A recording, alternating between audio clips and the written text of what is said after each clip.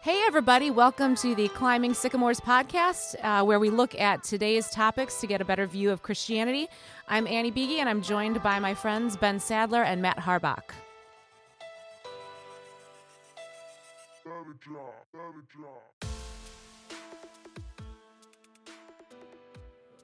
Welcome. Tomorrow's St. Patrick's Day. I guess it would be today, right? Well, by the time when this releases. So happy St. Patrick's Day. Yes. It's Do you do the anything? last pure holiday.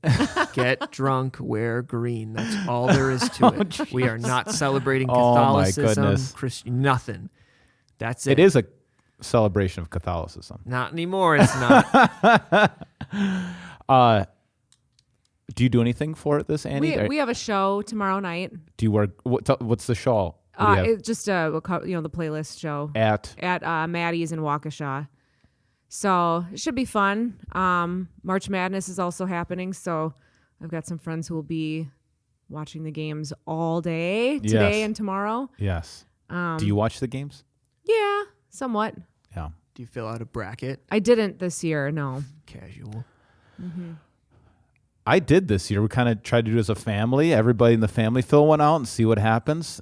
Although someone in my family just did the automatic button and it fills it out for you. That's cheating, I think. Do they literally just pick the top seed then, like of the two? You can do different. You can make it random or top seed, all that kind of stuff. Yeah. There's always some good upsets. So I having last year went to Ireland, that golf trip, and now I'm a little bit more intrigued with the whole Irish culture, and so I could see the draw now. Before I could not. So my grandma, she said we had some Irish in our background. I don't know if that's true or not, but it gave an excuse. She'd always make corned beef and cabbage and have us all over for this holiday. So Matt, you gonna celebrate? No. Okay. Can the Catholics eat corned beef on St. Patrick's Day if it's a Friday during Lent? We need to have. That's a good question.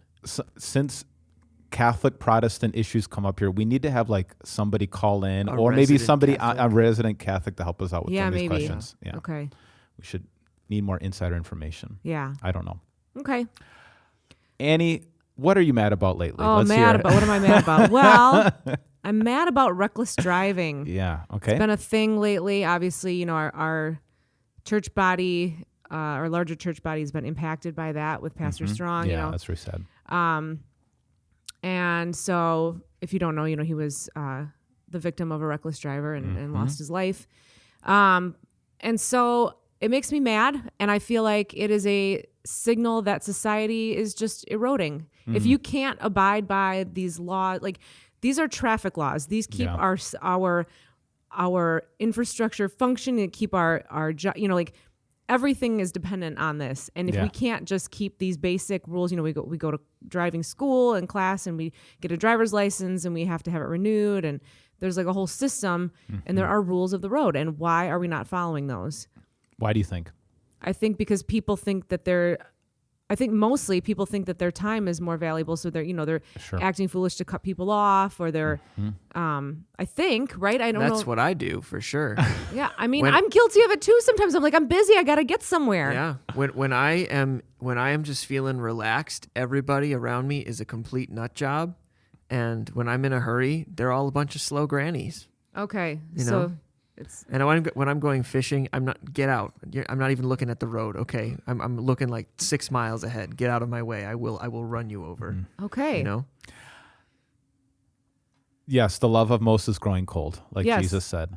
I was in an accident last Friday. Yes, that's and right. Yes. I don't know if it was reckless. I just think the person was not being careful. There was a snowbank in the median, and they just pulled out because they could not see incoming traffic, and it's too bad. It could have been a lot worse. What I was very thankful for is the Franklin Police Department got there super quickly. They cleaned up the whole scene. There was debris everywhere. And did they recognize you? Were they like, oh, it's from Victory? Hey, yeah. I would just thank them a lot. I don't know. Okay. Maybe Pastor Bill. He's the guy. Okay. He's the face. But I was, so I'm very thankful for the people. The ambulance came really quickly. The fire truck came very quickly, on how how active those law enforcement is. But it is kind of scary. It is the recklessness. Yeah. You have to almost have your head on a swivel and anticipate that people are going to do the wrong thing.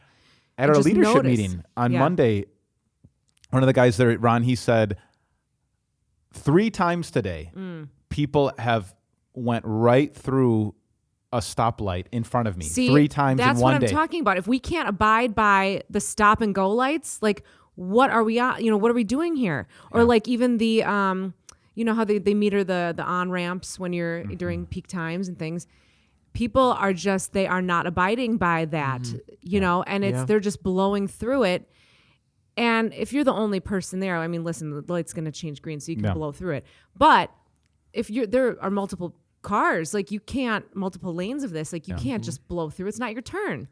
My personal one that happens to me all the time when I go up Highway 100 is if I need to get to the right lane to make the exit, there's a car to the right of me but behind me. So I turn on my blinker, and when he sees me turn on my blinker, he speeds up to get past me before I can change lanes. It's like, dude, I'm in front of you. Yeah. Like, let me get over. This is going to take what is 1 second out of your day. Right. What is it with people's unwillingness to let you get in? Like, you put your signal on, you know, it's a heavy traffic thing. Really, you think speeding up so that I can't get in is really going to save you that much time? What is that? That's the real interesting thing. Like, if you have Google Maps and you think you're shaving off time, like, all right, I'm going to speed up. You're not shaving off 10 seconds. It's not actually. I wonder if people knew that 100 yards that you're speeding up, going 5 extra miles or 10 miles an hour faster, is going to get you there 3 seconds faster. And even over an hour-long trip, and you're going 5-10 miles faster, you're still shaving. That's couple significant. Minutes. That's significant. Just a couple minutes you're only shaving off. It's only a couple minutes over. I've shaved. So that Maybe I shouldn't finish that sentence. Yeah, I don't want to know. I don't want to know. So So what do you do about it? I think obviously it's a hard issue, but that's why we do have law enforcement, because their job is to keep outward peace, whether you like it or not. And the job of the church is to hopefully, with God's word, change hearts. And so people with a changed heart would be more considerate of other people than themselves. I am concerned that it seems like in all areas we are lowering our standards because it's just too overwhelming. I mean, I thought I heard in California that it's not actually a crime if you steal something under $400 or something that. Didn't we talk about that once? Yeah. It's under 1,000. Yeah. And then I know since 1,000, okay. And then Emily was telling me since COVID, as long you can miss as many days of school as you want, as long as you have an excused absence. And it used to be 22 days was the cutoff. Like this is when it becomes a problem. And it just feels like all of our issues in society are so overwhelming. We're just going to lower the bar. I was thinking the exact same thing earlier this week. Like literally you just put concisely into what exactly how I was thinking, like, this is crazy. This is crazy. And thank you. That's helpful. Just to clarify real quick, the thing in California, if you steal under $1,000 worth of property, it's still illegal, but it's in a lower rank. It's like a petty theft or something. It's not a felony, or it's a misdemeanor or something like that.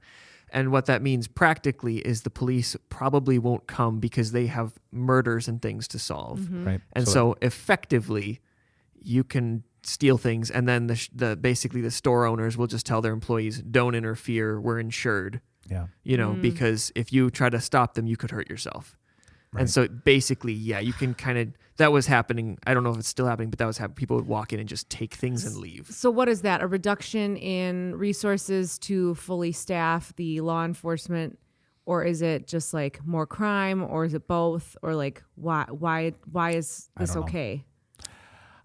I know, and I don't know all the ins and outs behind it, and he's kind of gone off the rails, but a couple decades ago, New York was one of the safest places to be, and Rudy Giuliani like really stepped up part of their whole policy is like, we're going to raise the standards on even small things so that people feel safe.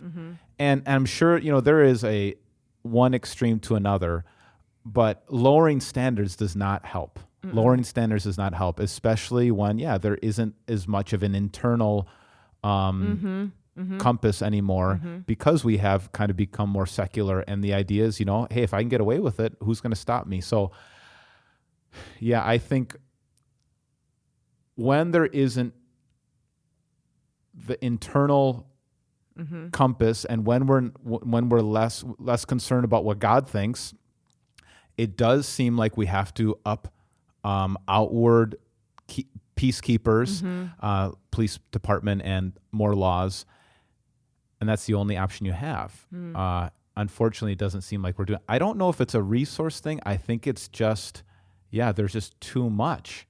There's just too much now. Where how do they? And man, they're just put in a very tough position. I think law enforcement is put in a very tough position. So question is, do you always obey the traffic laws, Annie? Of course not. I speed. Yeah. But you know what? If somebody puts on their turn signal and they need to get in, I will let them in. But you're not that bad. No, right. See? You're right. I'm bad, but I'm not that bad. Yeah. But well, no, I mean, honestly, like I just... That's my point is, like, it seems like it has to be like an all or nothing, where it's like, are we gonna pull over everyone going 72 on the highway? No, because that would slow down all. You'd have people pulled over constantly, right. For going 2 miles over the speed limit. But then if you're not going to punish that, and that's literally written on the side of the road, you cannot not see that. There aren't always signs that say, make sure you move over when someone's trying to merge. Yeah. So it's like, where do you draw the line? I think what I try to do is keep the pace of traffic. And so you don't want to, if you're that person that is going 5 under, or even the speed limit, sometimes you're causing more problems by not keeping up with traffic. Agreed. But in general, it just takes so much for our selfish hearts to think about anyone else besides ourselves. And that's really the essence of Christianity, that our God, Paul says in Philippians chapter 2, Jesus did not consider equality with God something to be used to his own advantage, but he made himself nothing, taking the very nature of a servant, being obedient even to death on the cross. And then Paul says, your mindset should be the same as Christ Jesus, to think less of yourself and more about others. And it's just such a hard thing, especially when you got to get somewhere. Just don't run the red lights. Like, what is wrong? Like, this is a fundamental principle of driving that children know. Like, why are we doing this? I mean, we've talked about why, but and I think that the other scary thing is like, you're a really large rocket or bullet that's flying around that can really harm people, totally. Right? And can cause a great deal of damage. We weren't going that fast. I think I was going 35, 40 miles an hour, and I got hit. And her car is totaled. My car is totaled. If you're going even faster than that, forget about it. So unfortunately, either it's a ticket or a personal experience for somebody. I think wake up and not drive like that. Yeah. I mean, that's the reason we have for our student drivers. We have put magnets on our car that say... Did you go with that? We did get some. You said, no way, I'm never putting that stuff on my car. I did it because my son is not a natural at driving. And I'm like, people need to know. Otherwise, he's going to get cussed out. And if you ever want to get... That's what you should just keep that on there, and people move out of your way. Yeah, they'll think you're a student driver. Just buy one of those. Yeah, exactly. This could be your. They won't beep at you anymore. Like, oh, they're a student driver. They don't know what they're doing. Just going tearing down the road. Yeah, then you can tear down and go as fast as you want. You probably won't get pulled over as much. There we go. We figured it out. Okay, we'd get there eventually. Yeah, it's good. Solving the world's problems. You put a dummy in the passenger seat, like a guy with a baseball cap. Carpooling. That's right. All right. Enough on that? Yeah, I think so. Okay. So I wanted to talk, I think some people are natural planners, and they're very good at that. And I I look up to them. I wish I was more of a natural planner. I think one of my top 5 strengths is adaptability, which really means chaos, I think, is I'm okay with more chaos. But I've also seen like it causes a lot of problems. Like I need to plan more. And then sometimes you plan as much as you can, and then the chaos comes in your life no matter, like I said, like that accident. I was planning going to the grocery store. I had the list, and I was going to go to Woodman's, and I was thinking about what we needed for the week and planning out the week's meals, and then you get hit by a car. And the same thing with 2020. Like we had this whole ministry plan as to what we were going to do here, and then that totally upended everything. So I wanted to read a couple of Proverbs, and Proverbs are not promises. They're from the Bible, but they're not promises. They're kind of like, this is how life usually works, and you're supposed to read these and chew on them, and sometimes they even contradict each other so that you could discuss them and think about them. So I wanted to read a couple and then see if we could chew on them. So here's Proverbs 21, verse 5. The plans of the diligent lead to profit, as surely as haste leads to poverty. And so if you have plans and you're diligent, that leads to profit. What do you think about that? Do you see that in your life? If you make these plans, you become more profitable financially, or maybe more fruitful in your life? Kind of. I think that makes sense. Okay. To me. Now take that one and kind of juxtapose with, this is kind of a similar idea here, but then I'll show one that's kind of contradictory. Plans fail for the lack of counsel, but with many advisors, they succeed. So when you make plans, make sure you ask for input from wise counselors and wise people who can help you. And then Proverbs 16, commit to the Lord whatever you do, and He will establish your plans. So don't make plans in haste. Be patient and diligent, and you'll prosper. Wise counselors, and your plans will succeed. Commit to the Lord, and your plans will be profitable. Then it also says, in their hearts, humans plan their course, but the Lord establishes their steps. So sometimes you make plans, and then it seems like God throws a curveball at you that you did not see coming at all. And I think, Proverbs 16, verse 25, there's a way that seems right, but in the end it leads to death. So you think this is the right thing to do, but actually, I think so many of these different health ideas, like you make these plans, or maybe investment plans, you think this is the right thing to invest in, and then all of a sudden you wind up with all sorts of financial hardship. So, how do you guys live your life? What do you think? Do you think, would you rather plan everything out and you're okay with your plans changing? Would you rather kind of take things day by day and, because there's so much volatility in life that, hey, whatever happens, happens? Where are you at? What do you think, Matt? Go ahead. What are you thinking? Are you thinking still, Matt? Did somebody ask me a question? Okay, all right, go ahead, Annie. Oh, okay, yeah. Wow.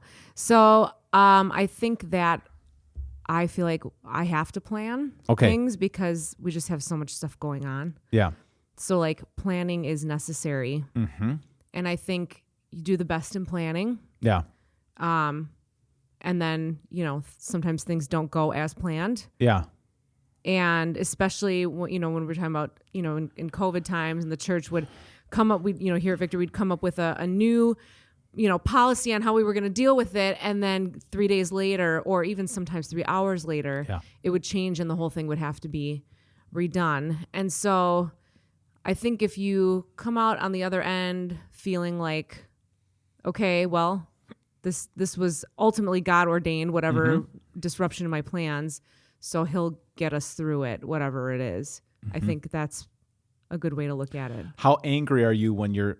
It depends. I mean, honestly, and it seems to be worse lately. We've talked about this with sports and sports schedules changing all the time, and the trickle down that happens when one thing changes. Yeah. Then you have to go through an entire process to, fix the trickle down from that one change.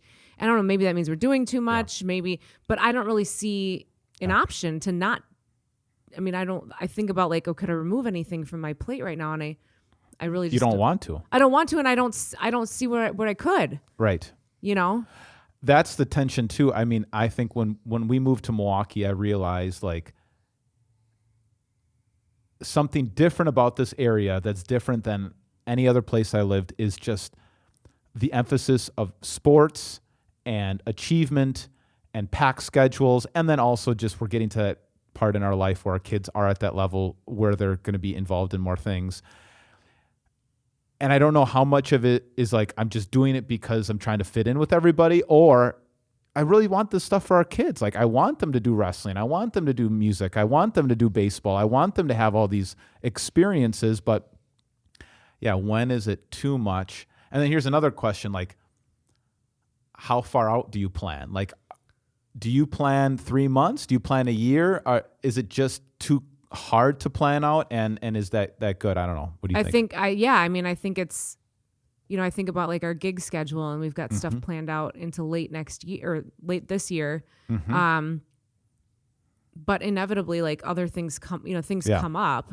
And so it is tricky. And I think even like in my instance, meal planning. Oh man. Right?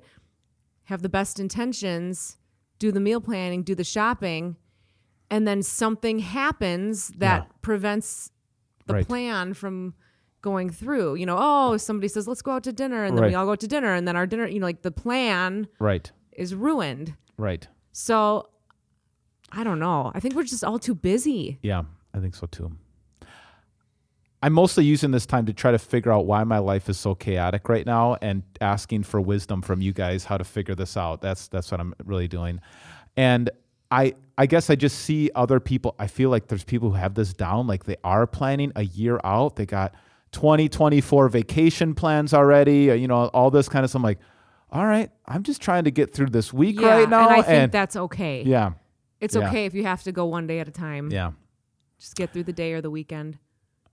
Are you here, Matt? Are you still with us, or we man, I bothering have you? no idea. Okay, all right. About this topic because I feel like I'm all over the board because Yeah. I like to just fly by the seat of my pants, but you plan. You've got some plans this summer. I plan. I plan a lot. Yeah. I do both. That's the thing is like I do both. Yeah. And I feel like when it's stuff I want to do, Yeah. I am willing to go both ways. Yeah. And when it's stuff I don't want to do, I don't like to do it either way. Yeah. That's You right. know? You just kind of I don't push it want to off. think about it ahead of time, and I don't really feel like doing it in the moment either, right. I think also what I'm realizing is the more people who are involved, like as a church, as we're growing staff, as our family is growing and, they have more activities and things, the more people who are involved, the more you have to plan. Because, when I was single, it was like, all right, I could probably do both. Like, I don't need to sleep for a couple of days and, it's all right. We'll just figure it out. But now that I'm recognized, I think this is kind of like the midlife thing where you're like, man, my decisions and my plans now are going to affect everybody. Like you said, the domino effect. And so it's just interesting how much the Proverbs talk about that, how making plans is a wise thing to do, how being self-controlled, and then also committing this to the Lord and asking for wise counsel from other people. Is this the best way to go? How important that actually is. And I think, it's just part of maturity. I don't know if I'm there yet. Yeah, so I think we just have to kind of do the best we can, right? Yeah. Do the best you can. Right. And if your plans are disrupted, I mean, that's ultimately God ordained. Right. Right? Yes. Like whatever it is. I lost my keys and I can't find them, right? Maybe that prevented, you never know. You just don't know. Right. So that's the other thing. I think that's why I'm too busy right now. I'm losing things. Like you're just moving from one thing to the other and you start losing stuff. And I think I'm getting early onset dementia. I'm not kidding. I'm with you. Like literally. And then I'm like, maybe I'm just too busy. Yeah. Maybe I'm just too busy. Well, maybe when you're in a home and I'm in a home, we can be neighbors and we'll just remember the good old days. That's when we had our memories. Yeah. Yikes. So anyways, that's all I have to say about that. Well, I think so. One other the quick thing, my friend Kevin, you guys know Kevin. Yeah. He always says, "Man plans, God laughs," is what that's his Yeah. take on things when stuff doesn't go right. I know. So I think that's true. I've heard it too. Yeah. You want to make God laugh? Tell him your plans. yeah. And so that I think that's the tension, is that when you have so many things blow up, then you go to the other extreme, like forget, I'm not planning anything, and that's not good either. So then I kind of pull back, and now we're like we went back to the paper calendar. We're going to use Google Calendar. We're having these meetings as a family. Like, all right, what is all happening in March? And that is necessary. But I just keep on going one extreme to the other, and I'm still trying to figure out where the happy medium is. Just do the best you can. Yeah. Yeah. I have two thoughts on that. Let's hear it.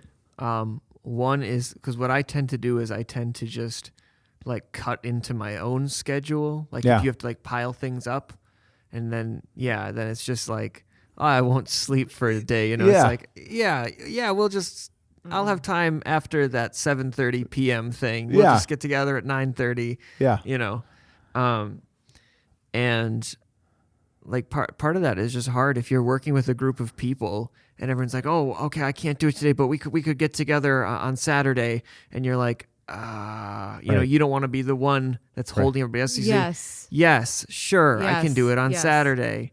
You know, I'll just skip dinner and I won't see that, you know. 100%. I was planning on sitting on my couch and watching a movie. I guess that's not important, but it kind of is, because then your brain is way too busy. Yeah. And you start hurting yourself because you don't want to be the one person holding up the other 4 people involved. Right. And so, I mean, I've done that plenty of times.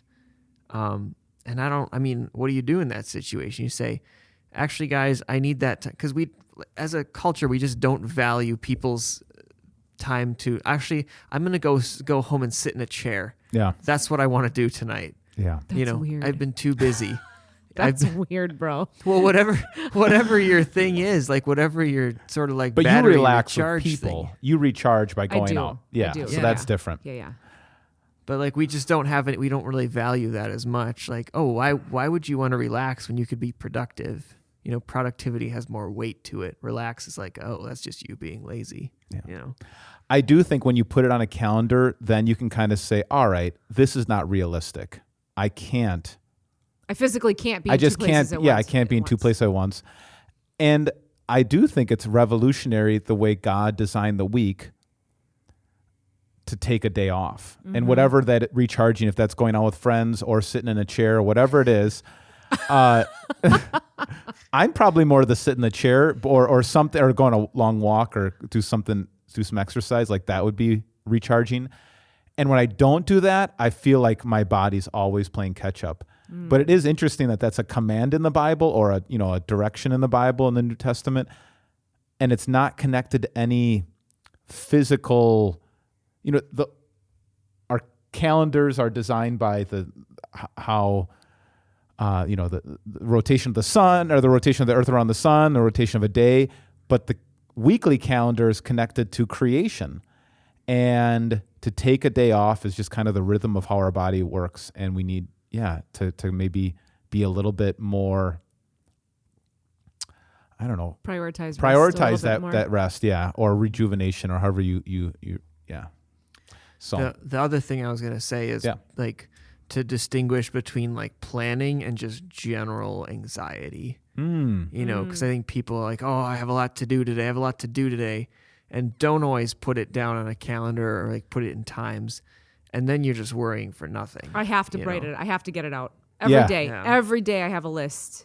Every single day. And that actually, it gives you it makes you clarify what you want to do. Sometimes gets you excited about what you have to do, and realistic. What are you going to say? Sometimes I will do something that's not on the list, and I will write it down on the list just to cross it off.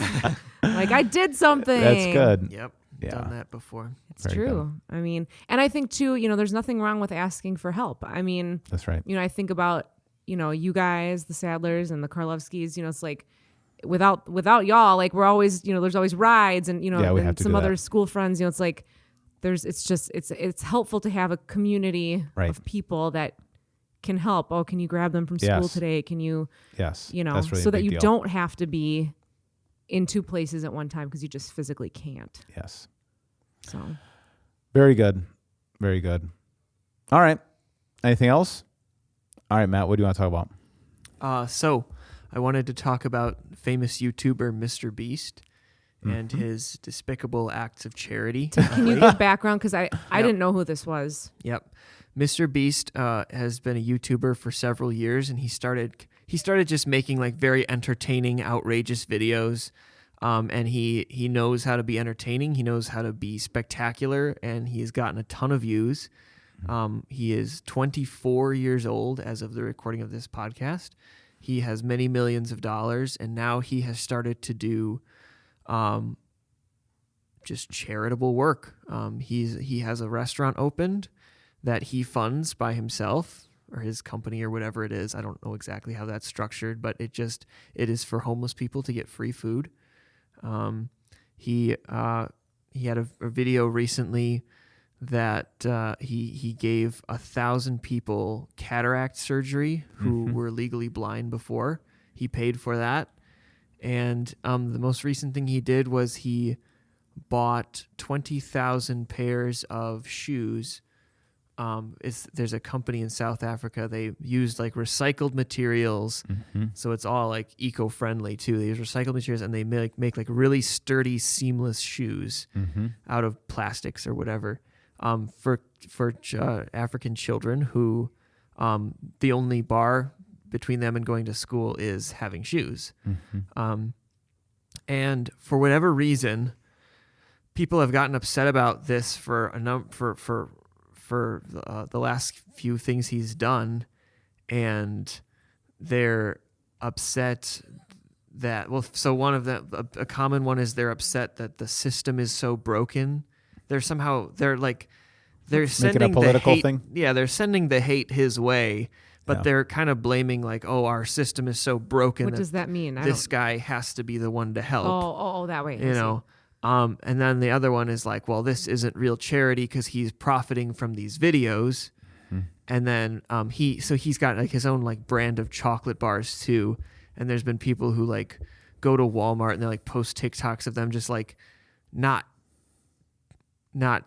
like they'll just break the chocolate while it's still in the packaging just to spite him, I guess. Because, it's like chocolate's like in little sections. Yeah. Like break it while it's still in the packaging. Not like damaging the actual packaging. So they didn't like vandalize it, but they're just like, it's like crushing a bag of chips. It's petty stuff like that. And I just think, and another one is, with the cataract surgery, they're like, well, he's making this like sensational, like hyper energetic YouTube video, but this is like a serious issue and he shouldn't be. And I'm just, if someone said like, would pay for like LASIK eye surgery for me, and they would be like, yeah, but you have to be in a YouTube video, I would say, roll on one, like, let's go. I'm just like, okay, what is the thing inside people where they have to be envious or bitter or whatever it is, and they can't let a good thing be a good thing. They can't let this be encouraging. They can't let it be positive. They have to bring the storm clouds with them everywhere they go. They don't have enough plans. They don't have enough stuff to do. Seriously, that's all I can figure, right? Like, you have so much energy and time to waste, like protesting these things. Yeah. Like, what are you doing? How are you contributing? Are you contributing? You're not contributing. You're more focused on tearing down what seems to be a good thing. The keyboard warriors, as they call them. Yeah, it's like, why don't you take all that time and like go put it to something productive?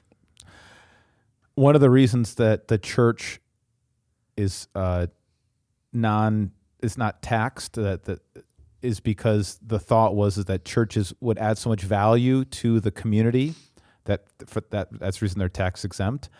And I think we did more of that. Like the church was the place where people with needs in the community, whether that's financial needs or physical needs or emotional needs, all those different things, they would be met in the church. And I do think as the church has gotten less influential in society, there's a direct proportion as to how big the government gets, and the government is the answer. And it's too bad because in the Old Testament, one of the ideas was you wouldn't go over your crops twice. If you miss things, you were supposed to miss things on purpose, intentionally not glean everything in your crop so that people who didn't have their own fields could walk through and be fed. And so there was voluntary, intentional giving from people. I think the hard thing is, and so that's what he's doing. Nobody's telling him to do this. It's voluntary. He wants to help. He sees people in need. He's trying to help. And I think in the best systems with the best people, that's what we're supposed to be doing. I think the reason that communism has never worked is because it is forced giving, and there is no incentive to keep working hard because you're forcing all of that. And so I don't know if the system is broken, but I think we're broken, that I don't see, kind of back to original conversation about driving, like I don't see the needs of other people being that important, and so I only care about my own needs. If we all as individuals were to take care of the people around us in our sphere of influence, we would need less government. We'd need less systems to take care of that. Think about even the family. When the family breaks down, you do need somebody else to step in for the family. Maybe financial support, all or those something. things. And I'm a recipient of that. We use our kids we get choice money for our kids to go to private school. That's government funded. It is too bad because I do think this approach of voluntary generosity is a much better way to do it. Right. And not to get too political here, but that's the complaint. If the system is broken, it's saying rich people are hoarding the money, they're not sharing. But this is a rich guy that's sharing. So why is this the point?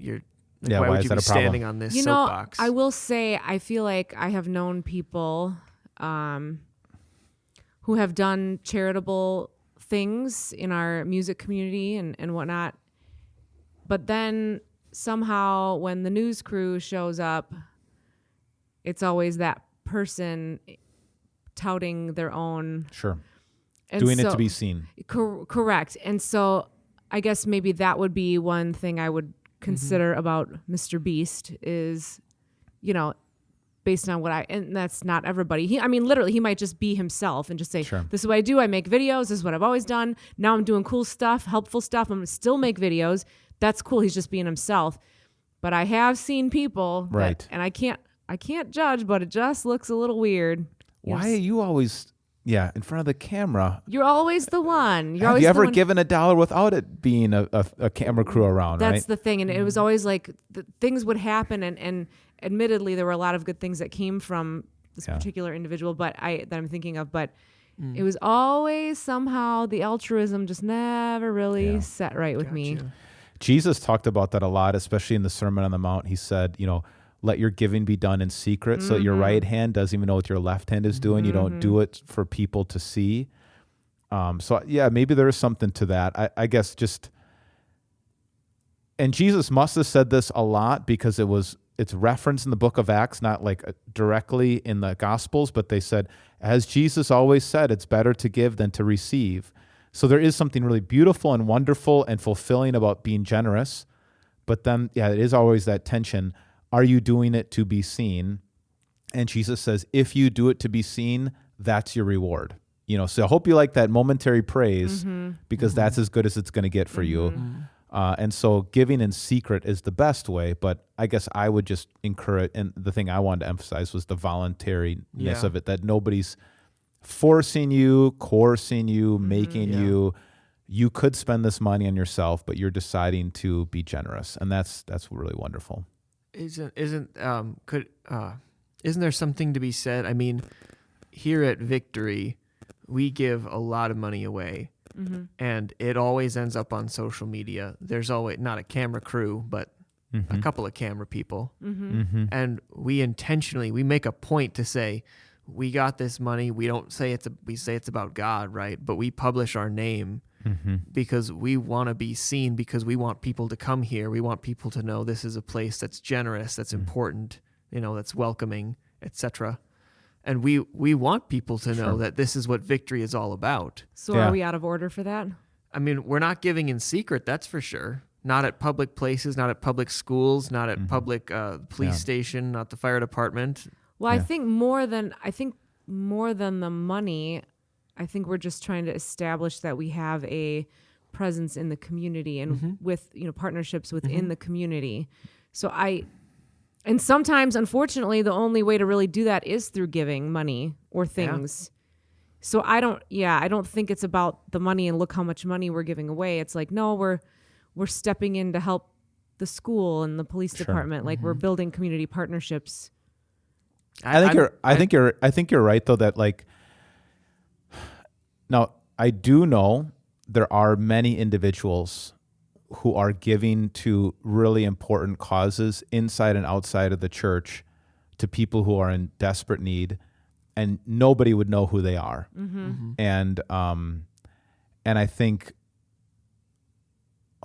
there's a lot more of that's going on, and you don't know about it because they don't talk about it. And I think Victory does that too, where hopefully there's enough of that giving that's going on to different organizations and people and partnerships that isn't always on there. Yeah, I don't even know what always gets published on social media, but I'm sure there's a lot of that too. But yeah, I think there's a caution there. Yeah, if we're going to be concerned about how other people do it, then we need to also think about ourselves too. I personally don't think we're doing anything wrong. I think we're doing great work. I'm just saying, when you say like give in secret, let's take the example of Mr. Beast from YouTube. If he gave in secret, he wouldn't have any money. He's the reason he's rich is because of YouTube views. Sure. And so as long as he's making money, he can keep giving it away. And he's a multimillionaire now. And so what are you supposed to do? Like, you're poor, give in secret. Well, you don't have any money. So first get famous and then give. Yeah. And make it public. And make it public. But and there's some tension there too, because I think Jesus, he begins that Sermon on the Mount by saying, you are the salt of the earth. You are the light of the world, and a light that is hidden under a bowl can't light up the whole room. So let your light shine so that people see your good deeds and glorify your God in heaven. So that's how the sermon starts. And then he says, give in secret, so that you're not doing this to be seen by others. I think that's the idea, is like, man, it's always a gut check. I don't know what Mr. Beast is doing, but is he doing this because he's more excited about how these people are able, now to see, or these homeless people are getting fed? And is that what's bringing him joy? Or is it about making a name for himself? I don't know. But I think anytime we give, I think that's Jesus' main point, is where is your heart? Where's your heart on that? And I think when you see someone do, I think I don't know if it's guilt or if it's just envy, or I think it's just hard for some people to watch like other people just doing good things, because it just makes you realize that you're not helpful. That you're not doing it. And you're not doing anything. Always somewhat a reason to pick. And so then, because your brain is focused on all the negatives, then you think, well, they're probably doing it for this or that reason, because that's why I would be doing it, Envy is such a thing to get addicted to, and to not even realizing you're doing it. Think you have this righteous anger, but it's actually envy. You're not standing up for a cause. You're just bitter. Yeah, that you have to be careful. Envy is pretty easy to get caught up in. Yeah. Well, I'm sure, Mr. Beast, I'm sure you're listening to this podcast. Let us know why you do what you're doing. Yeah. And get back to us. And to be clear, I don't know if he is Christian or what his thing is, but no one else does. So we can really only judge him by what his public persona is. Right. And you know that I'm sure, I know my son's watched his stuff. And the other one is, what's the other big one? I forget now. But I don't know. I'd be happy if our kids followed that example and used the whatever money or resource they had to give to others. And that's a good thing. Yeah. All right. We good? All right. Bye.